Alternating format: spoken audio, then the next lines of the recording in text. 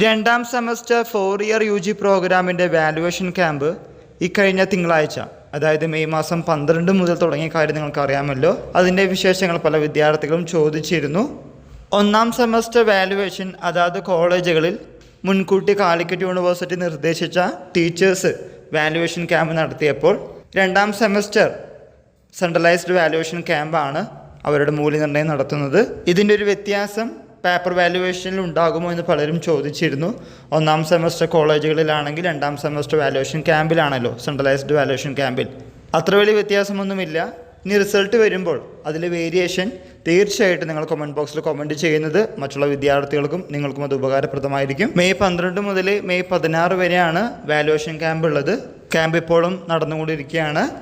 പിന്നെ ചോദിച്ച ചില സംശയങ്ങൾ, മാർക്കിൻ്റെ കാര്യങ്ങൾ, ലിബറലാണോ, +2 നിന്ന് കഴിഞ്ഞ് രണ്ടാം സെമസ്റ്റർ ആയി എന്നുള്ളൊരു കാര്യം പല വിദ്യാർത്ഥികളുടെയും പേപ്പർ നോക്കുമ്പോൾ ചില സമയത്ത് കാണുന്നില്ല എന്ന കാര്യം തന്നെയാണ് ആദ്യം പറയേണ്ടത്.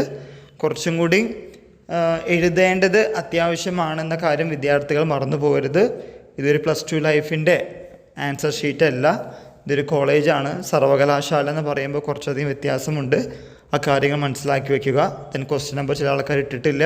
ഒരു ആവർത്തി വായിച്ച് നോക്കേണ്ട കാര്യം ചിലപ്പോഴൊക്കെ മറന്നു പോയിട്ടുണ്ട്. അണ്ടർലൈൻ ചെയ്യേണ്ട കാര്യങ്ങൾ അണ്ടർലൈൻ ചെയ്തിട്ടില്ല. Then illustration, examples, edge points കിട്ടേണ്ട ടേബിൾസ്, ഫിഗേഴ്സ്, അങ്ങനത്തെ കാര്യങ്ങൾ ഇൻക്ലൂഡ് ചെയ്യാൻ പലരും മറന്നിട്ടുണ്ട്.